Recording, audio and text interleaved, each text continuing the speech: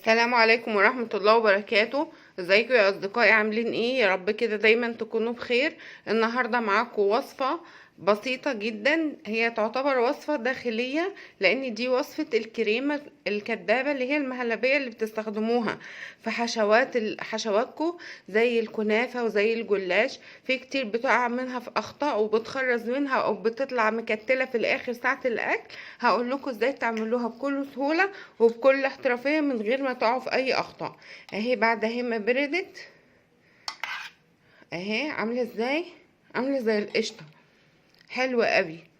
يلا بقى نسمي الله ونبتدي. بسم الله. بسم الله الرحمن الرحيم. النهارده هنعمل مع بعض وصفه المهلبيه اللي هي الكريمه الكدابه اللي بنحتاجها في حشو الكنافه وحشو الجلاش.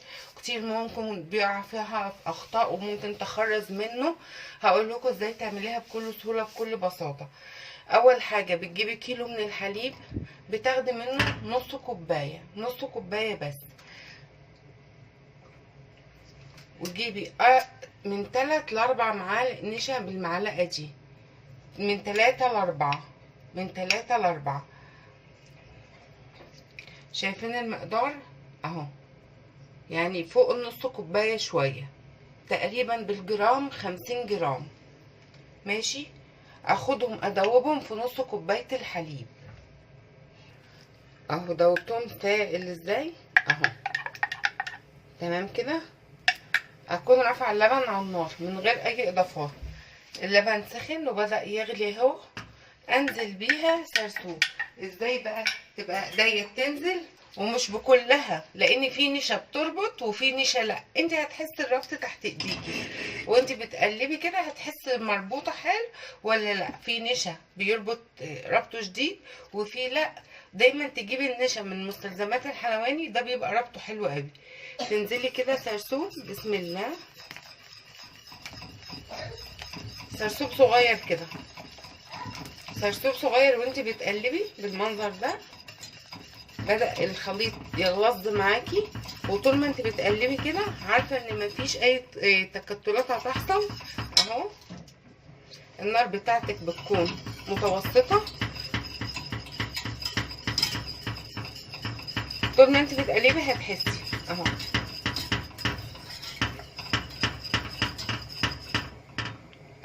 شايفه ربط وعمل ازاي؟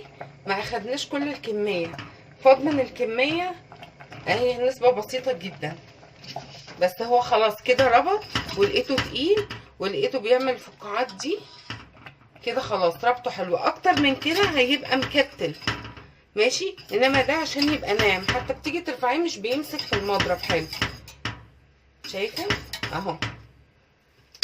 فاض من الخليط النشا قد ايه؟ حبه صغيرين، فيش نسبه بسيطه جدا اهو. ما حطيتهاش كلها لان النشا بتاعي هنا ربطه شديد، خلاص ما احتاجش الكميه كلها. تمام. عاوزه اوريها لكم بالمعلقه بيبقى شكلها ايه اهي اهي. بالطريقه دي بتبقى ناعمه وكريمه وحلوه قوي. دي بقى المهلبيه اللي بنستخدمها في الكنافات وفي الجلاش وفي اللينزه، في حاجات كتير. لو انت اللبن معاكي، انا اللبن هنا مستخدمه لبن كامل الدسم. لو انت اللبن معاكي مش لبن كامل الدسم تستخدمي تحطي كمان معلقتين قشطه. انما اللبن معايا تقيل وكامل الدسم وحلو، احنا في لسه اللبن في فصل الشتاء تقيل، استخدمها كده على طول اهي.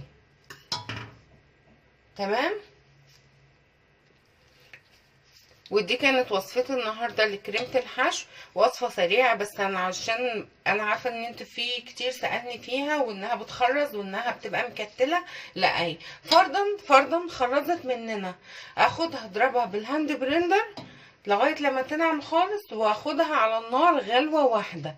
يعني فرضا خرزت اعمل الحركه دي. تمام.